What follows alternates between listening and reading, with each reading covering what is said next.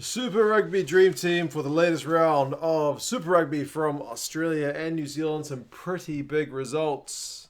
Some very, very standout players and a lot of competitions for spots. As always, it is a fantasy style team with guys grouped kind of by loose position. Not necessarily the jersey numbers on their back, but yeah, I've picked 15 guys that I thought were pretty bloody good this week. And as always, you guys let me know how you reckon they went and other guys that I have done the dirty on. Start with the props, and I've started with a Blues man. I've gone with Big Ofa Tuangafasi from the Blues. He keeps putting in pretty big shifts recently, which is pleasing to see, obviously, as a Blues fan. And he has become kind of a highlight reel machine on big defensive tackles. So he had 6 runs and 7 meters. And actually, looking back on this, it's his probably all 7 meters put together in one of the runs, which was the build-up to the Christie try. So he had a big part in that build-up to that Blues try. He had 2 passes, 10 from 10 tackles. Didn't concede a penalty, but if you remember, one of his big tackles, I think it was on Ruben O'Neill, that led to like a Blues penalty. The Blues kicked the penalty, and then from there they got another try. So, yeah, he had kind of a big hand right in the lead up to the Blues scoring points, both ball in hand and defensively. So, very good scrum work as well, obviously. But, yeah, very big effort from him. And from the Rebels, I have gone with Pone Fa'amusili. He is just such a fun guy to watch with ball in hand. And boy, did the Rebels have a lot of ball, so he had plenty of time to play with it. He had 6 runs also for 32 meters. This guy, somebody tell me if you know more background on him. Did he play like 13 back in the day? He must have been a back, or at least a loose forward who's converted to a prop. He doesn't run like a prop. 7 defenders beaten. This is what I'm talking about. 2 passes, 4 from 4 tackles. The scrum in that game was admittedly a bit messy, but he didn't concede any of the penalties. So, yeah, big effort from him. He is such a fun guy to watch. Some of those props, I mean, thinking back from South Africa, like Connie Oosthuizen was really fun to watch. Who was that guy for the Chiefs? Not necessarily thinking Tamiafuna, but there's some guys just ball in hand. Maybe it was Afiaki had a really big year, ball in hand. Anyway, props, ball in hand, causing havoc are very pleasing on the eye. Hooker, I have gone with Kurt Eklund from the Blues. Maybe a bit of Blues bias here, but he had 7 runs for 11 meters, which is a solid effort for a guy in the 2 jersey. 2 passes, 13 out of 13 tackles. My initial thought was Almua, but I think he missed 3 and made 6, which is not like it's 66% conversion rate. Where 13 from 13 looks pretty bloody good. I'm not throwing shade at Almua. He's definitely worth a mention. But and the line out was 7 from 8 from him. I think he might have played the 80 as well. So very big effort from him. I know Chiefs fans didn't like that last line out though. Didn't concede a penalty either, so big effort. If you haven't seen him down that bottle of Powerade, check that out. That's on Twitter. Locks, man, I'm going Blues all day here. I've gone with Big Patrick Tuipulotu, who's probably having his best year in the Blues jersey. I may have said that before, but it's true. He had a try. He's scoring a few of those recently too. 6 runs for 17 meters, which is him really putting his body on the line, which again, he talked about, I think years ago, kind of realizing that he's big and he needs to throw that weight around. Yes, you're a large man. Get that body low and push it forward. He had a clean break, 3 passes, 10 from 11 tackles.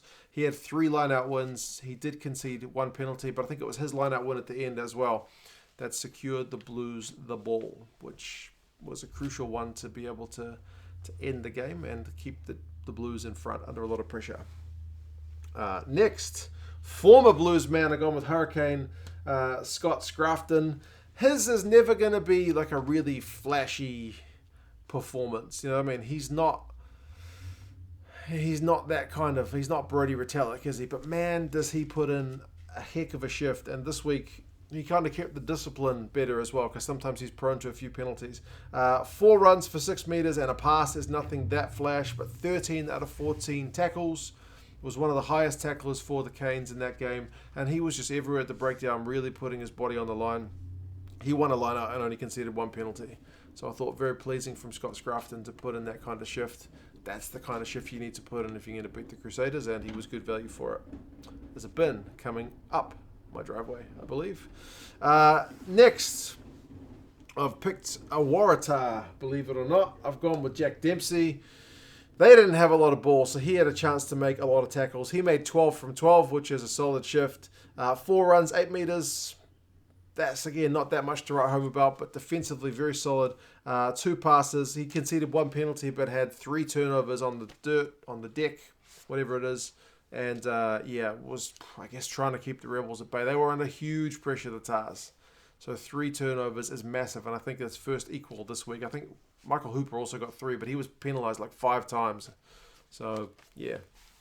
Dempsey's, a bit wiser in his movements there. I've also gone with Will Miller from the Brumbies. He had less of equally impressive defensive shift, but also a bit of ball and hand stuff too. You can't just go with defensive guys. 1 try, 8 runs for 20 meters, which is a good return. He had a clean break and 5 defenders beaten, so massive ball carrier this week. A pass, 16 out of 16 tackles. And to put that into context, the next best Brumby in that game had 9. 9 tackles. He had 16. Massive ticker on the man. He did concede 2 penalties, but he also got 2 turnovers, so he kind of balanced it out there, didn't he? Very big effort. And maybe an unpopular opinion, given how good his teammate has been, I'm going to put Sam Cane.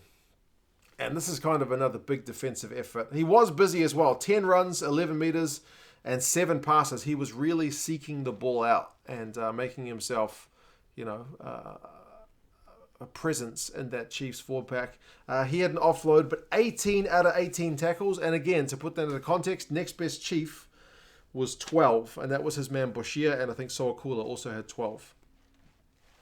I know Boshier got the try, but 18 out of 18 tackles is phenomenal. Didn't concede a single penalty, and he looked like he'd gone down injured, and he kept playing, bounced back.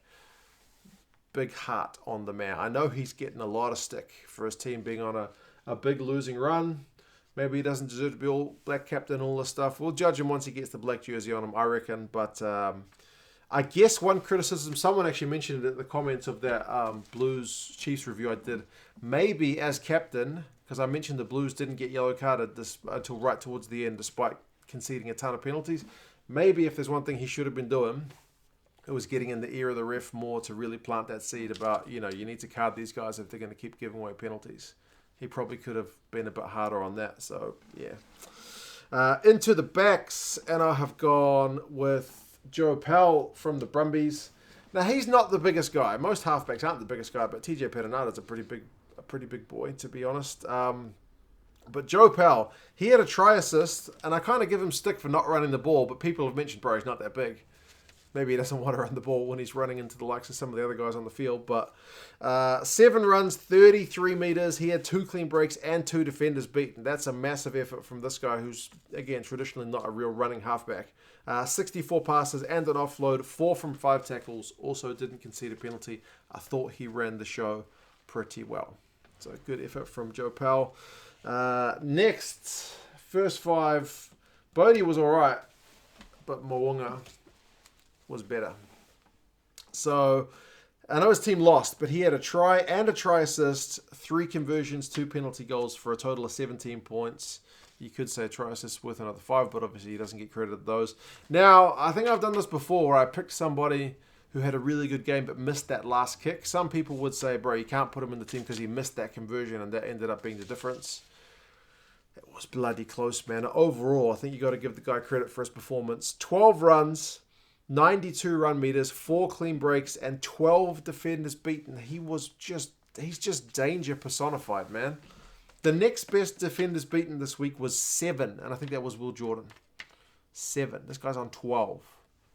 That's a massive difference. He is in the form of his life.